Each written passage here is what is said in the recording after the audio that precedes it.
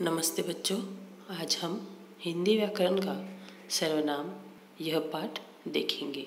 देखो, सर्वनाम किसे कहते हैं? सर्वनाम ऐसे शब्दों को कहते हैं जिनका प्रयोग संज्ञा के स्थान पर होता है। जैसे कि सर्व का अर्थ है सर्व सब और संज्ञा का अर्थ है नाम।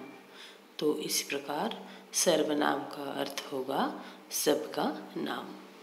आगे हम देखेंगे सर्वनाम के भेद। सर्वनाम के 6 भेद है: पुरुषवाचक, निश्चयवाचक, अनिश्चयवाचक, प्रश्नवाचक, संबंधवाचक और निजवाचक सर्वनाम। सबसे पहले हम देखेंगे पुरुषवाचक सर्वनाम किसे कहते हैं। जैसे कि जिन सर्वनाम शब्दों का प्रयोग बोलने वाले, सुनने वाले या अन्य व्यक्ति के लिए किया जाता है वे पुरुषवाचक सर्वनाम कहलाते हैं। इसमें जैसे कि मैं, तुम, वह आदि। जैसे कि पुरुषवाचक सर्वनाम के 3 प्रकार हैं। पहला है उत्तम पुरुष, दूसरा है मध्यम पुरुष और तीसरा है अन्य पुरुष।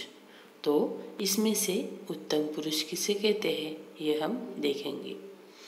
जिन सर्वनाम को बोलने या लिखने वाला अपने लिए प्रयोग करता है उसे उत्तम पुरुष कहते हैं। जैसे मैं टीवी देखूंगा, हम 5वीं कक्षा के छात्र हैं और मेरा नाम अनिल है। इन वाक्यों में मैं, हम और मेरा यह तीनों उत्तम पुरुष है। इसके बाद हम देखेंगे मध्यम पुरुष। जिस सर्वनाम को बोलने वाला सुनने वाले के लिए प्रयोग करता है उसे मध्यम पुरुषवाचक सर्वनाम कहते हैं। जैसे तुम चित्र बनाओ, आप इधर बैठिए। तो इन वाक्यों में तुम और आप यह मध्यम पुरुषवाचक सर्वनाम है। आगे हम देखेंगे अन्य पुरुषवाचक सर्वनाम। जिस सर्वनाम को कहने या बोलने वाला किसी अन्य पुरुष के लिए प्रयोग करता है उसे अन्य पुरुषवाचक सर्वनाम कहते हैं। उदाहरण है वो झूठ नहीं बोलता और उसके पास कार है। इन वाक्यों में वो और उसके यह दोनों अन्य पुरुषवाचक सर्वनाम हैं। आगे हम देखेंगे सर्वनाम का दूसरा प्रकार निश्चयवाचक सर्वनाम। जो सर्वनाम किसी व्यक्ति अथवा वस्तु का निश्चित बोध कराते हैं वे निश्चयवाचक सर्वनाम कहलाते हैं। उदाहरण है यह किसकी टोपी है, वे हमारे दादा दादी है। यानी इन वाक्यों में यह और वे जो है वह निश्चित रूप से बता रहे हैं हमें, तो इसीलिए वह निश्चयवाचक सर्वनाम है। इसके बाद हम देखेंगे अनिश्चयवाचक सर्वनाम।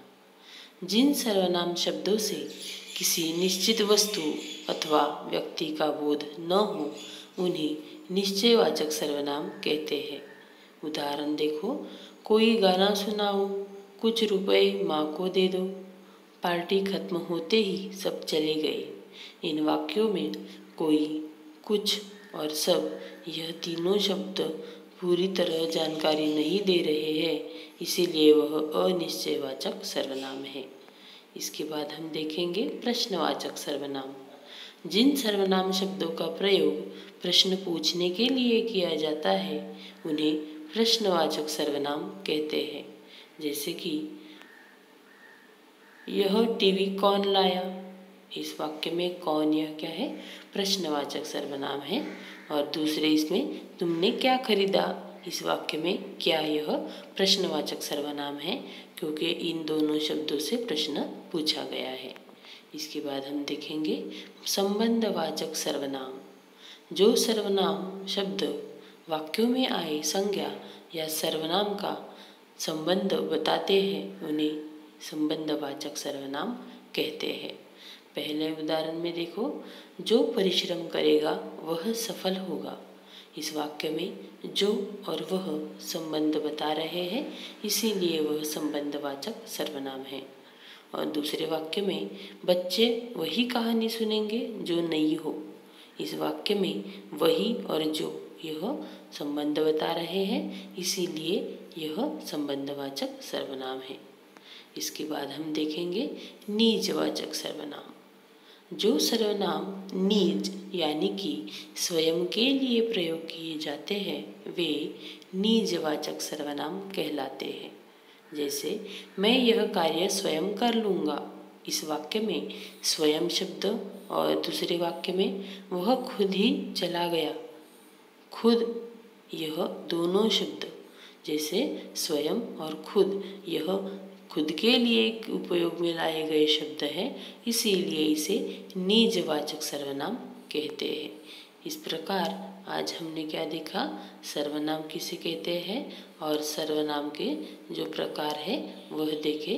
सर्वनाम के 6 प्रकार है: पुरुषवाचक, निश्चयवाचक, अनिश्चयवाचक, संबंधवाचक, प्रश्नवाचक और निजवाचक।